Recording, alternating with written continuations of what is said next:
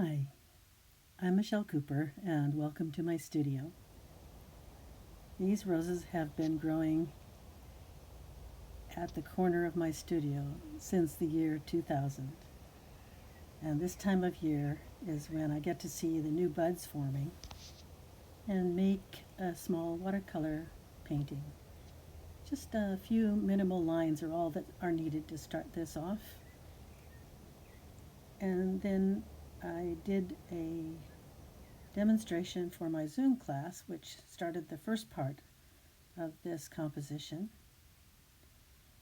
And after some loose initial washes, this is where we are.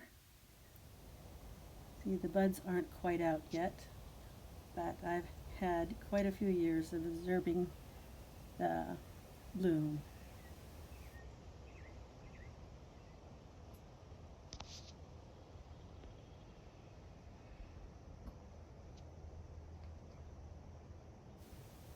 So I will paint from memory and from reference photos that I've already got. All these full bloom roses here, leaving quite a bit of white space in between and changing the color of the shutters to the one that I would really like to have. Making shadows on the bricks is a very important part of this painting, so that's been done. Everything's dry. Once it gets dry, it's not quite as dark looking as it is when it's wet, but I need it dry so I can remove excess pencil lines, get rid of those pencil lines, and then proceed with the next step. Although I do like the painting as it is, I feel like it needs a little bit more focus in the area of interest and also in the visual direction here. There's quite a bit of glare because of the lighting on the wet washes here, but as they dry there won't be more glare. So I'm using a darker version of like a cool green here to create a pathway of negative space to push the eye around the painting and bring you through the area of interest. Let's see, I don't need green. I need to make the shadows on the brick. I need the brick color. So I'll mix a little bit of burnt sienna here and create the shadows under the ledge. Soften the edges to keep it loose. There we go. This short video is more about the finishing touches in a painting, and sometimes that takes a lot longer time, a lot more thinking than the initial stages of the painting.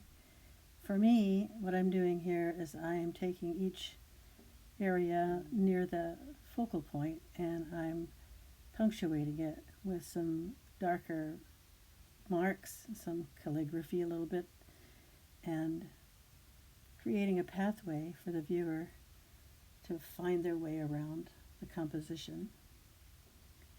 So there's darker reds here, and I can go into the greens as well so that there's some neutralized marks that look like the roses in the shadows.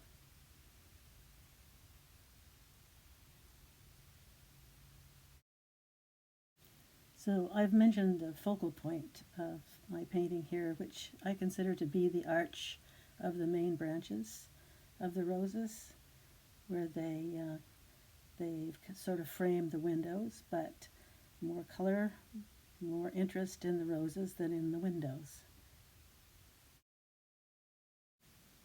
There we are. Next, I want to put some linear marks as the shadows underneath the branches here. But very careful to keep that lighting at the top of the branches and just showing the under shadows of some of these branches here. Again, as the paint dries, it gets a little bit lighter in value, so you have to anticipate how that's going to look.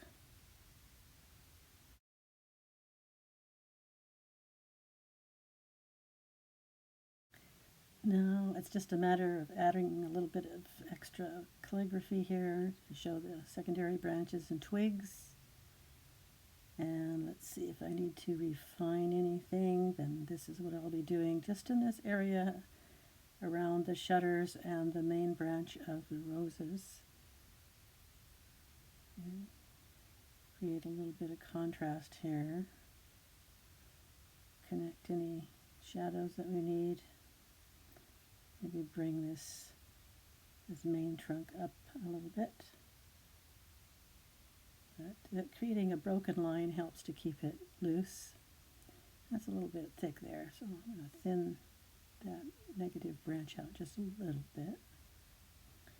Soften this one because it seems to stand out too much.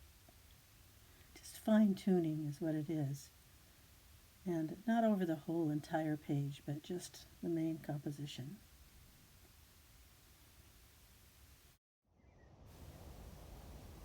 Okay, just a few last brush strokes, and I'm satisfied with that.